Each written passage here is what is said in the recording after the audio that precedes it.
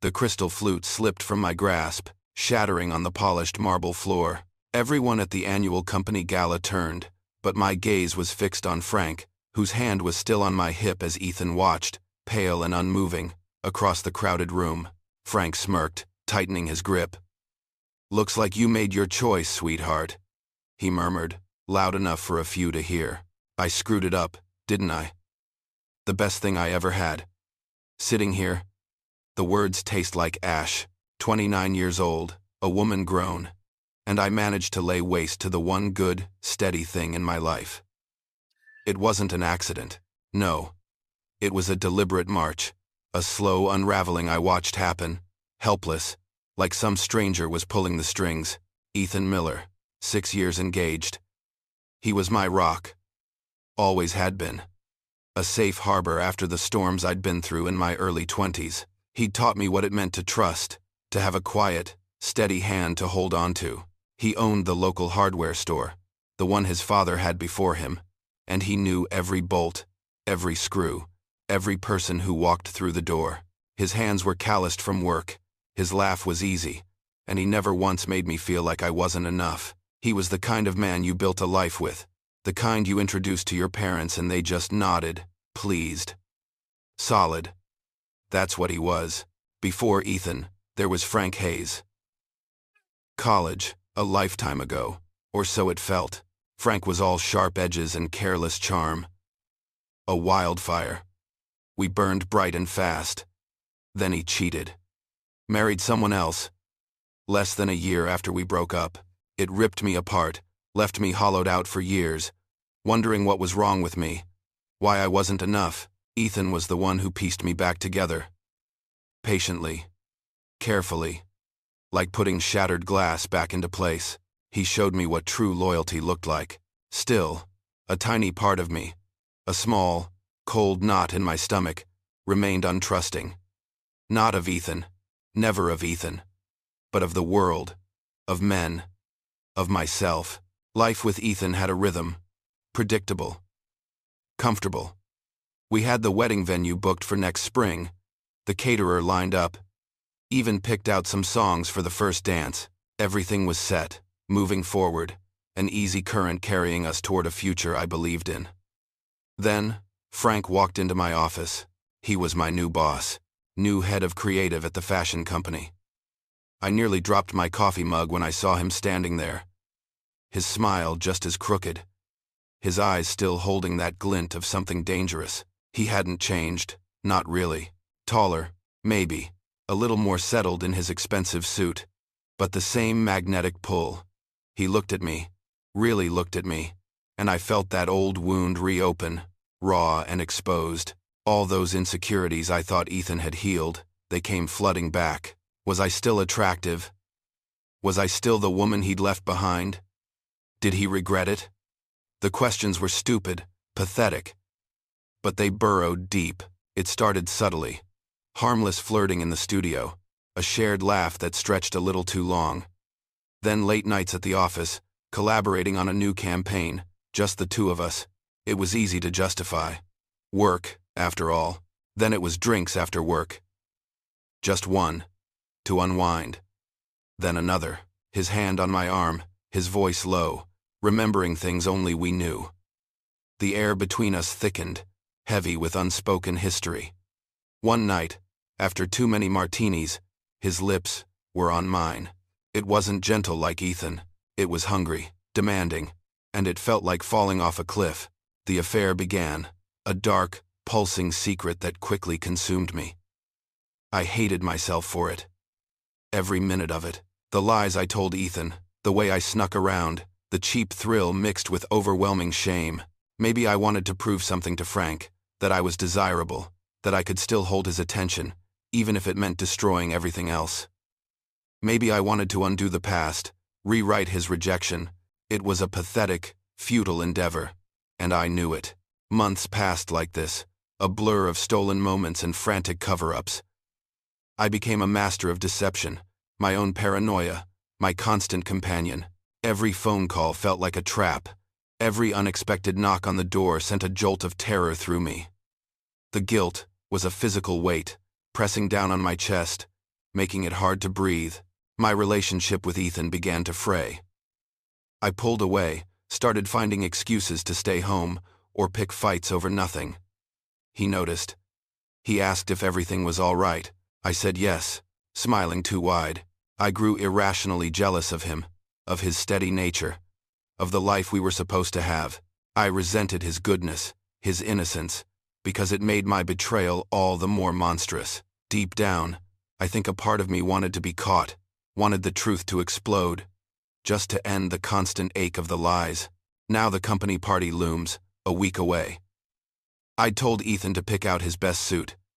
I kept telling myself it was a chance to reconnect, to remember why I fell in love with him, why he was my rock, a desperate, hopeful lie I told myself every day. I spent 3 hours getting ready. 3 hours in front of the bathroom mirror, the steam from a hot shower long gone, the air now cool against my skin. Every pore, every line. Scrutinized, I layered foundation, then blush, then a precise line of kohl around my eyes, as if painting a mask would hide what was underneath. My new black dress, a simple sheath, felt tight, unforgiving. I kept telling myself this was it. Tonight, I would turn a corner. Tonight, I would remember the woman I was, the one Ethan loved. When Ethan's knock came at the apartment door, it was gentle, his usual rhythm. I took a deep breath, smoothing the fabric over my hips one last time. He stood there, framed in the doorway, handsome in his charcoal suit, his hair neatly combed. He held a small corsage of white roses. For a split second, a flutter, a familiar pang in my chest, the ghost of old butterflies. He was my Ethan. "You look beautiful, Clara," he said, his voice soft, and he leaned in to give me a kiss, light on my lips. It tasted like toothpaste. I mumbled thanks, forcing a smile that felt brittle. The guilt, a familiar companion, dug its claws in, twisting in my gut. He looked so genuinely pleased, so oblivious. It made it worse. The drive to the downtown venue was quiet, the tension thick in the air. A silent third passenger in the truck. Ethan usually had music playing, some classic rock station, but tonight it was just the hum of the tires on the asphalt. I stole glances at him. His profile, strong jaw, a slight furrow in his brow as he navigated the evening traffic. Did he suspect? He'd asked about my late nights, about my sudden irritability. I'd blamed stress at work, deadlines. He'd accepted it, always too good, too trusting.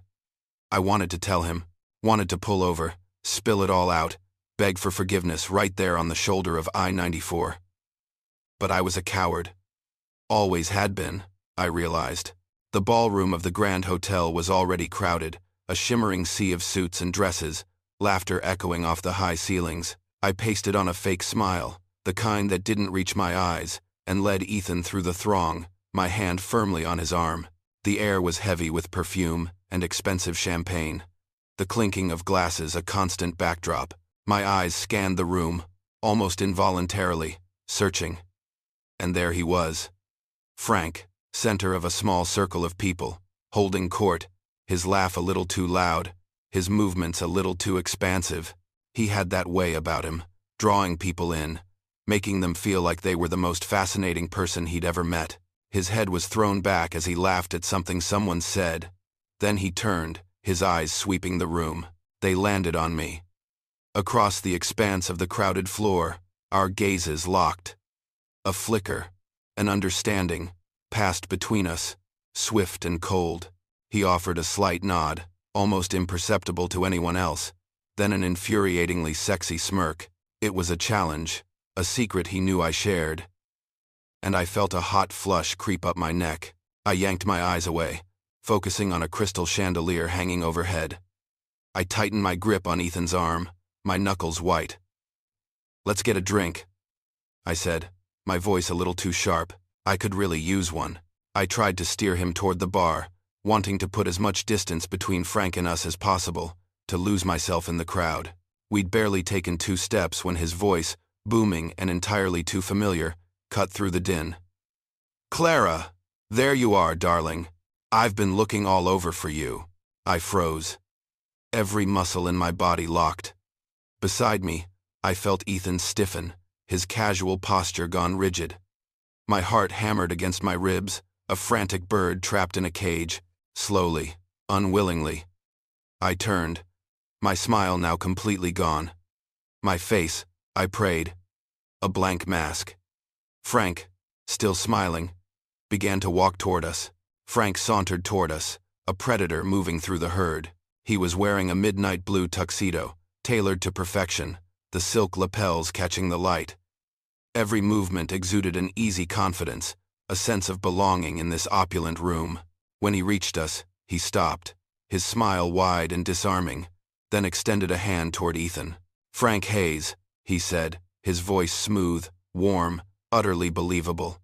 "It's a pleasure to finally meet you, Ethan. Clara talks about you all the time. I've heard so much about you." Ethan's hand went out, meeting Frank's. Their grip, I noticed, was perhaps a bit firmer than necessary. A silent test of wills. Ethan's expression was neutral, but his eyes were sharp, assessing. "Wish I could say the same," Ethan replied, his voice cool, almost frosty. It wasn't rude, not quite, but it held a clipped edge. A nervous laugh escaped me. A high, strained sound I barely recognized as my own. I tried to inject some normalcy into the sudden, suffocating tension.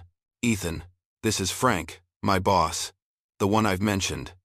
The words felt hollow, a flimsy shield against the unspoken things vibrating between the two men. "Ah, yes," Ethan retorted, his eyes still fixed on Frank's. "The one who keeps you at the office so late." There was no humor in his voice, only a quiet accusation that hung in the air. Frank's eyebrows shot up, a hint of genuine amusement dancing in his eyes. He paused for a beat, savoring the moment, then let out a low chuckle. "Well, what can I say? Clara is indispensable, absolutely invaluable to the team. I don't know how I'd manage without her." He held my gaze for a fraction of a second too long, and I caught the devilish meaning in his words, the double entendre that only he and I understood. It made my stomach clench. I wanted to crawl under a table and die, to simply vanish. I cleared my throat, trying to regain some semblance of control. My voice came out a little breathy. We were just going to get a drink, if you'll excuse us." I made a half-hearted gesture toward the bar, praying Frank would take the hint, would let us slip away, give us a moment to breathe. "Nonsense," Frank boomed, his voice cutting through the nearby chatter, drawing a few glances our way. He clapped Ethan on the shoulder, a gesture that felt less friendly, more possessive. "Let me buy you both a drink. It's the least I can do. What's your poison, Ethan? Whiskey? Scotch?" He didn't wait for an answer. Before Ethan could protest, Frank was already steering us, his hand moving from Ethan's shoulder to the small of my back, a familiar, unwelcome pressure. I flinched almost imperceptibly, trying to subtly shake off his touch, to create some space between us. But he just pressed closer, his fingers resting firm against the fabric of my dress, asserting his presence, his claim. It felt like a branding iron against my skin, and I could feel Ethan walking beside me, his silence a heavy weight. My heart was pounding, a desperate drum against my ribs, and the clinking of glasses, the murmur of voices, the scent of perfume, all blurred into a sickening hum. This was not the turn I had hoped for. This was a direct collision. The bar was 4 deep, but Frank, with his easy charm and a flash of $100 bill, quickly secured our drinks. He ordered a scotch, neat, for himself, and a beer for Ethan. For me, a glass of dry white wine. As we waited, Frank leaned against the polished wood of the bar, launching into a story about a recent business trip to Milan. He spoke of exclusive fashion shows, late-night dinners with designers, and million-dollar deals. His voice was captivating, his gestures expansive, but there was an edge to his words, a subtle undercurrent I felt keenly. He started making subtle digs, little verbal jabs aimed squarely at Ethan, highlighting the differences in their worlds, their careers, their very lifestyles. It was like watching an expert surgeon dissecting his patient. Precise and cold. "So, Ethan," Frank said, swirling the amber liquid in his glass, his eyes twinkling with a dark amusement.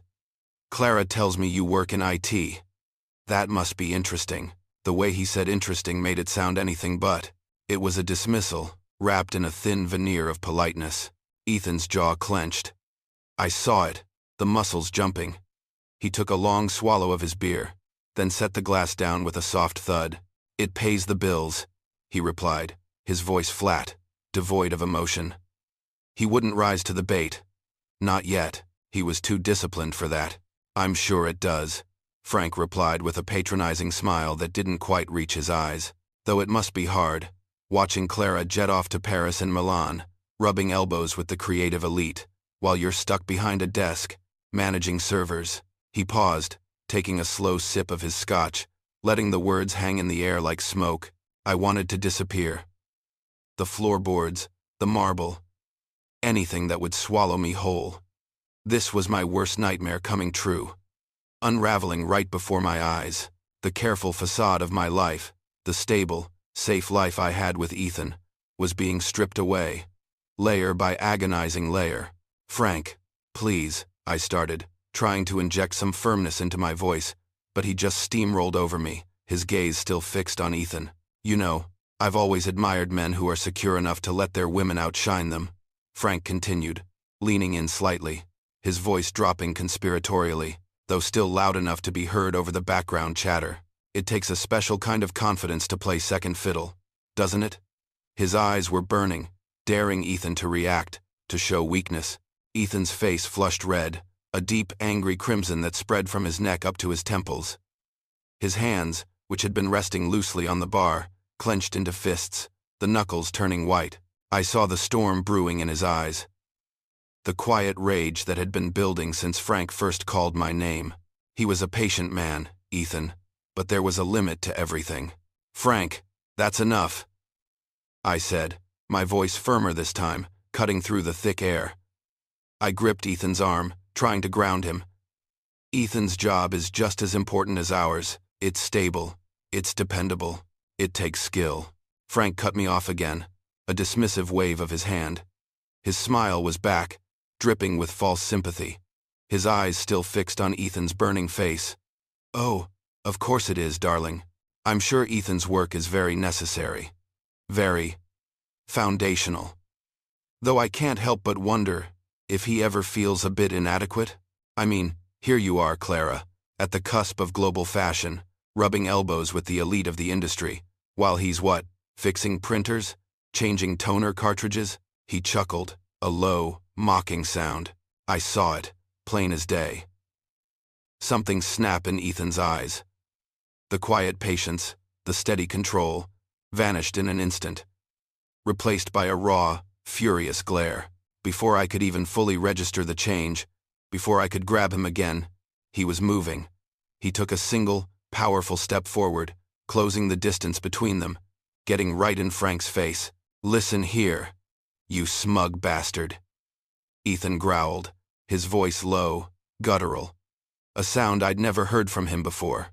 "Ethan, please," I begged, my voice a frantic whisper, pulling at his arm. "Let's just go. It's not worth it." My mind raced, trying to find an escape. Any escape. He shook me off, a dismissive flick of his wrist. His eyes never left Frank's, burning with an intensity that terrified me. "No, Clara. I want to hear what else your charming boss has to say about me. Go on, Frank. Tell me more about how inadequate I am. Tell me how my job means nothing." Frank's smirk, that infuriating confident curve of his lips, only widened. He was enjoying this, every agonizing second of it.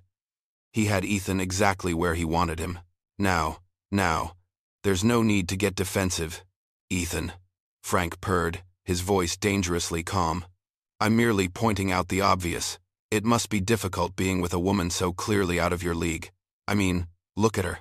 Frank's eyes, cold and appraising, raked over me, from my hair to my shoes, making me feel utterly exposed, like a piece of meat on display. A wave of nausea washed over me. "She's absolutely stunning, brilliant too, sharp as a whip. You must wake up every day wondering when she'll finally realize she could do so much better, when she'll finally realize she deserves someone who can keep up with her, someone who matches her ambition, her drive." That was the final straw. I saw Ethan's shoulders tense, saw the subtle shift in his weight. A guttural sound escaped him, half rage, half despair. His fist connected with Frank's jaw with a sickening crack that echoed through the suddenly quiet ballroom. Frank stumbled backward, one hand flying up to clutch his face. The cocktail glass he was holding slipped from his fingers, shattering on the marble floor. The room, which had been buzzing with chatter and laughter just seconds before, fell into a stunned, absolute silence. Every single head turned. "Ethan!" I cried out, the sound ripped from my throat, horrified. My carefully constructed world was imploding. People stared, whispered, and in the periphery, I saw glints of light from cell phones, already pulled out, poised to record. Frank straightened up slowly, rubbing his jaw, a dark red mark already blooming on his skin. But instead of anger, instead of pain, I saw triumph in his eyes, a cold, calculating victory. He got the reaction he wanted. He had pushed Ethan past his breaking point, right in front of everyone. "Well," Frank said, his voice carrying across the silent room, a theatrical drawl. "I suppose that's one way to prove your masculinity, isn't it? Though I have to wonder. Ethan, is this how you always solve your problems? With violence? No wonder Clara has been seeking comfort elsewhere." The blood drained from my face. Every sound in the room vanished. The air left my lungs. The ground beneath me felt like it was dissolving. This couldn't be happening. Not here. Not like this. My secret, my shameful, agonizing secret, laid bare for everyone to see. The world tilted on its axis. Sometimes, a single choice can unravel a lifetime. If you're wondering how life's costly choices unfold, stick around to the end. Ethan turned to me, his eyes, usually so warm and kind, now burning holes right through me. They were a maelstrom of confusion, hurt, and a rapidly escalating anger. The silence in the ballroom was absolute, heavy. Every single person, a witness to this public crucifixion. My throat was dry, my tongue a stone in my mouth. "What is he talking about, Clara?" His voice was barely a whisper, but it cut through the stunned quiet like a razor. It wasn't a question, not really. It was a desperate plea for me to deny it, to make it all disappear. I opened my mouth, but no words came out. My mind raced, frantically searching for an explanation, a lie, anything that could untangle this mess. But there was nothing. No logic, no defense, just the cold, hard truth hanging between us. How do you explain the inexplicable? How do you justify shattering the trust of the man who saved you? Frank's voice, still irritatingly calm, cut through the silence once more, twisting the knife deeper. "Oh, come now. Clara, don't you think it's time we stop pretending? Your fiancé deserves to know the truth, don't you think? It's hardly fair to keep him in the dark. He was a monster, enjoying every agonizing second, every drop of my humiliation. Tears, hot and stinging, welled up in my eyes, blurring the edges of the room.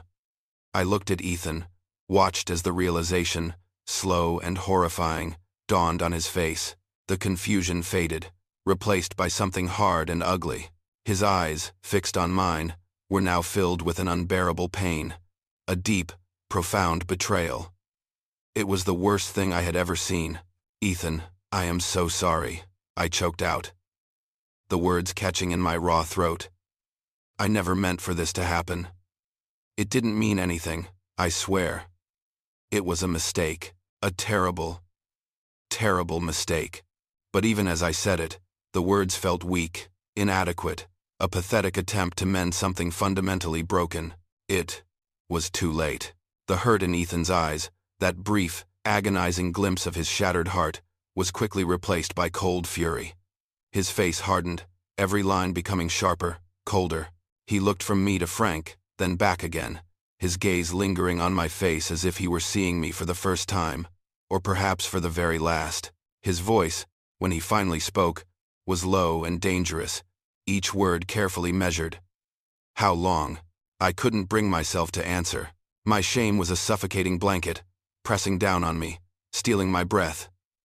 But Frank, of course, had no such qualms. He was happy to deliver the killing blow. "Oh, a few months now," Frank said, a casual shrug of his shoulders, as if discussing the weather. Though if you ask me, it was inevitable. Clara and I have history, you know, a certain spark that never really went out, despite our best efforts. He even managed a sly wink in my direction, a gesture of perverse intimacy that made me want to scream. Ethan's laugh was bitter, devoid of any humor, a harsh, grating sound. History. Right. And here I thought I knew everything about you, Clara. Every secret. Every dream. Guess I was wrong about a lot of things. Guess I was just a fool. His eyes were like chips of ice now, utterly devoid of warmth. Ethan, please, I begged again, reaching out, my hand trembling as I tried to touch his arm. He jerked away as if my touch burned him, recoiling with a visceral disgust. His gaze was venomous. Don't, he spat. Don't you dare touch me. Don't you dare pretend you care about any of this now. Ethan turned his back. Just like that. Without another word, without a backward glance, he walked away. He pushed through the stunned, silent crowd, his shoulders rigid, his movements deliberate. The path parted for him, people instinctively moving aside, their faces a mixture of pity and morbid curiosity. I watched him go, a growing emptiness spreading through my chest, cold and vast. He was gone. I stood there, frozen, rooted to the spot. The whispers started almost immediately, a low, insidious hum that felt like a physical assault. My co-workers, people I saw every day, now looked at me with open judgment, their eyes dissecting me, piece by agonizing piece. My world, the one I had so carefully constructed, the one where I was the capable, engaged Clara, the one with the steady future. It crumbled, it dissolved into nothingness around me, leaving me exposed and raw in the blinding lights of the ballroom. Frank, with his newly bruised jaw, but still that infuriating smug glint in his eyes, just disappeared. He didn't say anything, didn't approach me. He merely melted into the throng, leaving me alone in the wreckage. He had won. He had set fire to my life, and now he was walking away from the ashes, unscathed. Eventually, the pressure became too much. My legs felt like lead, but I forced them to move. I stumbled out of the party, past the coat check, past the valet stand, feeling every single stare on my back. The cool night air hit me, a shock after the stifling heat of the ballroom. I raised a trembling hand and hailed a cab, desperate to escape, to put miles between myself and the scene of my public humiliation. The ride home was a blur of streetlights and numb silence. The cab driver kept glancing at me in the rearview mirror, but I couldn't bring myself to care. I just wanted to be anywhere but there. When the cab pulled up to our apartment building, I fumbled with my purse, paid the driver, and walked up the familiar steps. The front door was ajar, a sliver of darkness gaping open. My heart seized. He was here. I pushed the door open the rest of the way. The apartment was dark, except for a single lamp in the living room, casting a dim, yellow glow. Ethan was there, sitting on the edge of the sofa, his silhouette rigid against the faint light. He wasn't moving. He was just staring blankly ahead, into the empty space in front of him. The air in the room was thick, heavy with unspoken accusations, with profound grief. It pressed down on me, making it hard to breathe, hard to move. I wanted to speak, to utter another desperate apology, but my voice caught in my throat. What was there left to say? He finally turned his head, slowly, deliberately. His eyes were hollow, empty, devoid of all the life and kindness I had known. They were filled with a pain so deep, so absolute, that it made my own guilt unbearable. There were no tears, no shouts.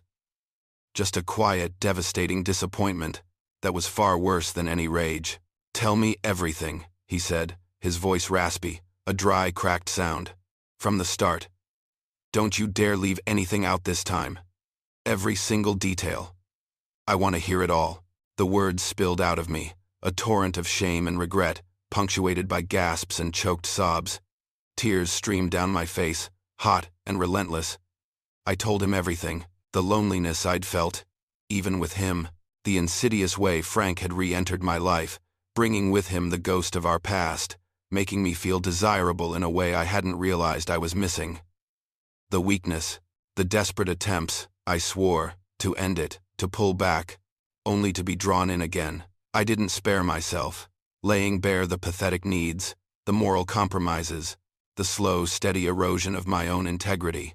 Ethan listened in silence, a mask of profound hurt etched onto his face. He sat perfectly still, his hands clasped between his knees, his eyes fixed on some point beyond me. Occasionally, he would close his eyes, a flicker of pain crossing his features, as if trying to block out the images my words painted, the betrayal echoing in the quiet room. When I finally paused, gasping for breath, he began to ask questions, not in a shout, not with accusation, but with a quiet, methodical precision that was far more devastating. The lies? The nights you said you were working late on the new campaign? He asked, his voice flat. The stolen moments? Where were they? And what about your feelings for him, Clara? Did you love him? Even a little? I insisted. It didn't mean anything, Ethan. It was a mistake, a lapse in judgment. He brought back old insecurities. And I was stupid. So stupid. Even to my own ears, the words sounded hollow. A desperate plea for a truth that no longer existed. How could it mean nothing when it had consumed my every waking thought for months? He let out a long, shuddering breath, finally meeting my gaze. His eyes were red-rimmed, but dry. You weren't just cheating on me, Clara, he finally said, his voice breaking. A fragile sound that tore at my heart. You were cheating on us. On everything we built. The future we planned. The trust. All of it, he continued, his voice barely audible. For months, I thought it was me. Your distance, your irritability, the way you'd snap over little things. Your jealousy. Clara, that irrational jealousy. I thought I was doing something wrong. That I wasn't enough. I tried harder. I kept asking what was wrong, what I could do. And all along, it was this. He gestured vaguely, his hand sweeping across the room, encompassing the wreckage. I crawled off the sofa, collapsing onto my knees at his feet, my face pressed against his jeans. Please, Ethan, please forgive me, I begged, my voice muffled by the fabric. I'll do anything. Anything to make it right. I love you, Ethan. I do. I promise I'll prove it to you. He slowly got up, disentangling himself from my grasp. He walked to the window, his back to me, staring out at the dark Midwestern night, where the only light came from the distant glow of streetlights and the sliver of a crescent moon. His shoulders were slumped, his posture defeated. I don't know who you are anymore, he whispered, his voice thin, filled with an unbearable sorrow. He stayed there for a long moment, the silence stretching, suffocating. Then he turned, his gaze sweeping over me without truly seeing me. I can't even look at you right now, Clara. I need time. Space. He walked toward the bedroom, and I heard the rustle of clothes, a zipper, then the muffled sound of a bag being packed. The engagement ring, a simple gold band with a single diamond, felt impossibly heavy on my finger, a cold, crushing weight. He came back out a few minutes later, a small duffel bag slung over his shoulder. He stopped at the door, his hand on the knob. I'm going to stay at my brother's farm for a while. Just give me some time to think. And then he was gone, the quiet click of the door echoing in the empty apartment. I was left alone, in the wreckage of my life, the silence a deafening roar. The days that followed blurred into a haze of phone calls. Some were from worried family, others from friends. A few from acquaintances disguised as concern but laced with judgment. Everyone asked questions Clara could barely answer. Her voice raw, her explanations thin. Word of the company party incident spread like wildfire through the small Midwest city, casting a long, heavy shadow over her career. She felt the implicit consequences in hushed tones, the explicit ones in the sudden lack of new projects. Frank Hayes, despite the punch, remained untouchable, his reputation seemingly intact, a cold fact that only deepened Clara's despair. She lived in a state of purgatory, Ethan's absence a gaping wound, his silence a constant torment. Long, solitary hours were spent in the quiet apartment, reflecting on her past, her deep-seated fear of being hurt, and how that very fear had driven her to hurt the one person who truly loved her. The affair, she realized, wasn't just about Frank. It was about her own unresolved issues, a gnawing insecurity she'd carried for years. Then, a letter arrived from Ethan, his familiar handwriting shaking her to the core. It offered no forgiveness, only a raw articulation of his pain, his need to heal, and a stark uncertainty about their future. There would be no easy path back, if any path at all. Clara finally understood that paying the price meant more than just losing Ethan. It meant confronting her own morality, dismantling herself, and rebuilding from the ground up. She began to seek counseling, determined to understand her patterns, to become a person worthy of trust, even if it was too late for the man she had loved. She stood at her window, gazing out at the vast, open fields of the Midwest, stretching endlessly under a pale, indifferent sky. The profound sadness of her choices settled over her, heavy and unyielding, but in the distant haze, a faint horizon for personal growth shimmered, promising a difficult, lonely path toward potential redemption. The immediate aftermath was a desolate landscape. Phone calls came, some laced with genuine concern, others with thinly veiled judgment, each asking questions I could barely answer. The company party had become local legend, and its shadow stretched across my professional life, tightening with each passing day. Frank, with his bruised jaw, simply moved on, his reputation curiously untouched, a fact that tasted like bitter ash in my mouth. His indifference was almost as potent as his betrayal. Ethan's silence was a torment, a gaping wound that never seemed to close. I spent hours alone, dissecting every choice, every moment. It wasn't just Frank. It was me. My own unresolved fears. My desperate need for validation that had led me to destroy the purest thing in my life. A letter from Ethan finally came, his pain evident in every carefully chosen word. It wasn't forgiveness, but an acknowledgement of his own need to heal, leaving our future a stark, empty question mark. I understood then that paying the price meant more than losing him. It meant facing the person I had become, confronting my own twisted morality. I started seeing a counselor. A quiet, steady step towards rebuilding myself. Brick by painful brick. Looking out at the vast open fields, a profound sadness settled over me. There was no easy path, only a difficult, lonely horizon of potential redemption.